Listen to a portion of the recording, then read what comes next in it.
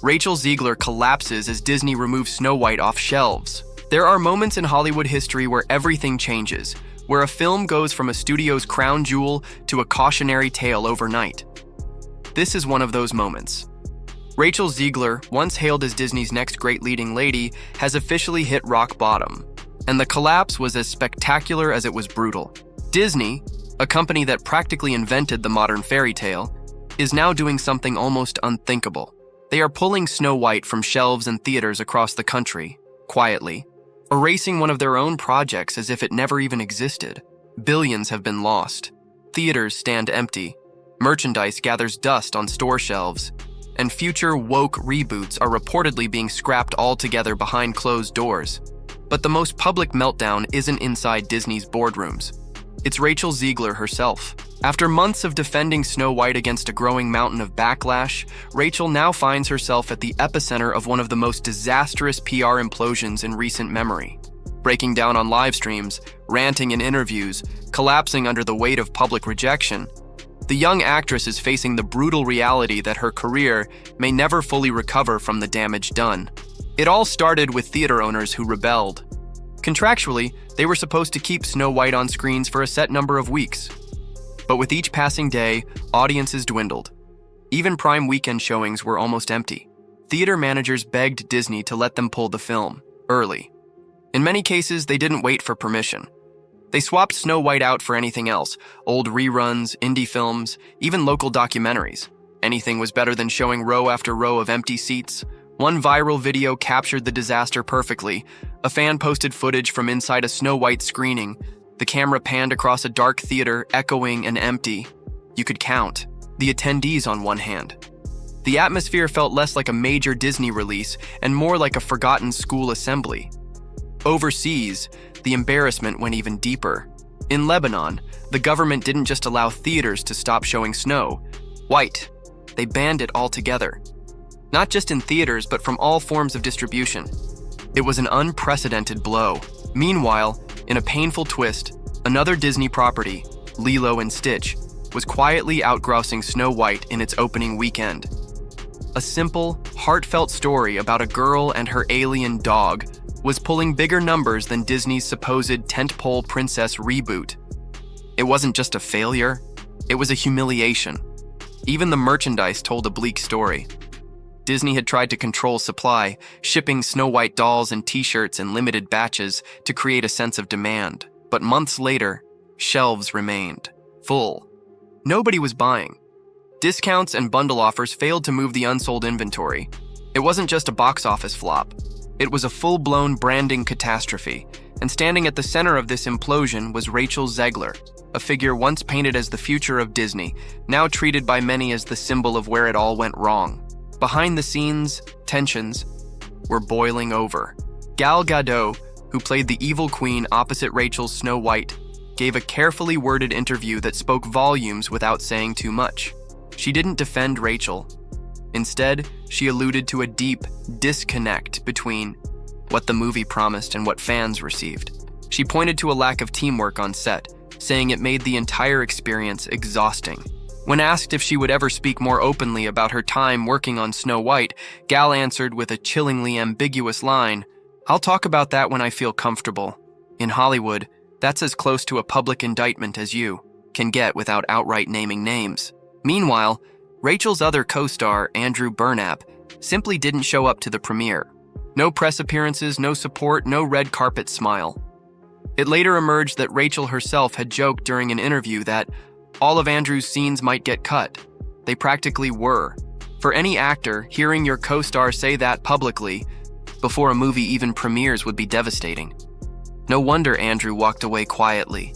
Disney's live-action strategy was now collapsing in real time.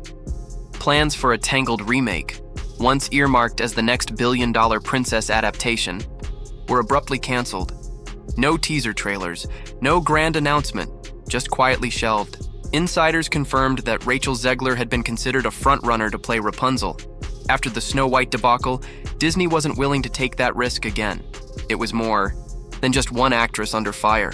It was a whole corporate strategy unraveling, as audiences rejected the studio's attempt to replace timeless fairy tales with modern lectures. Meanwhile, Rachel herself tried to rally.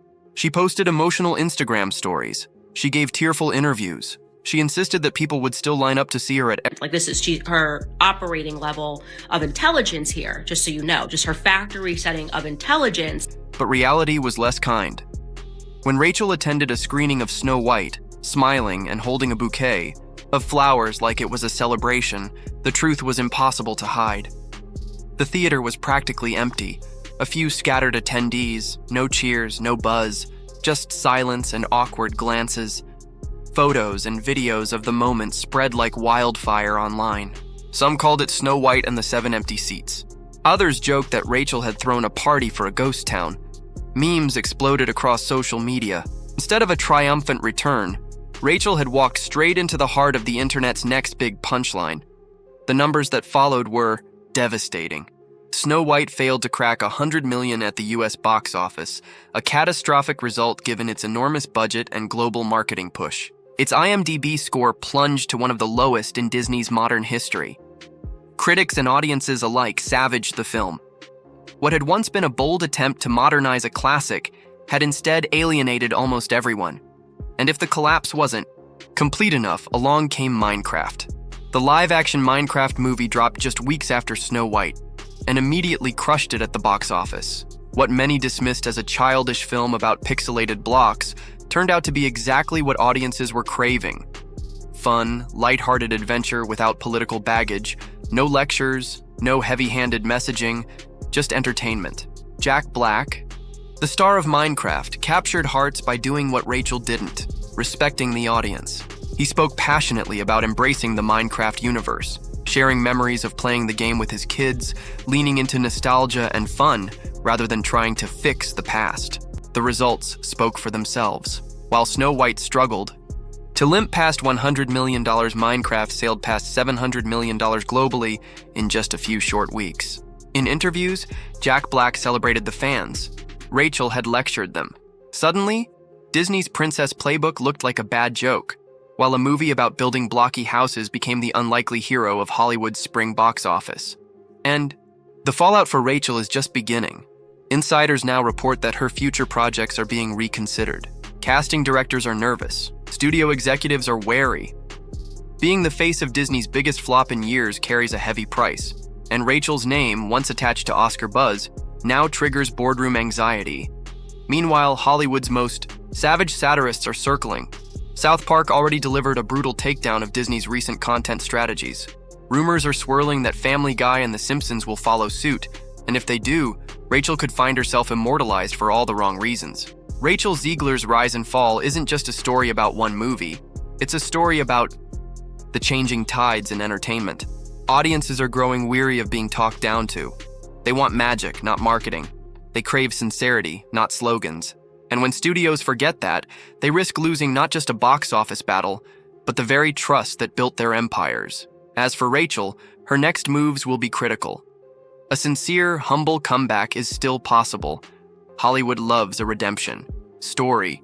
But if she continues down the same path, she risks becoming a permanent cautionary tale, a reminder of what happens when a star believes they're bigger than the story they were hired to tell. The empty theaters, the abandoned merchandise, the canceled projects, they all stand as silent witnesses now, not to a grand reimagining, but to a simple truth.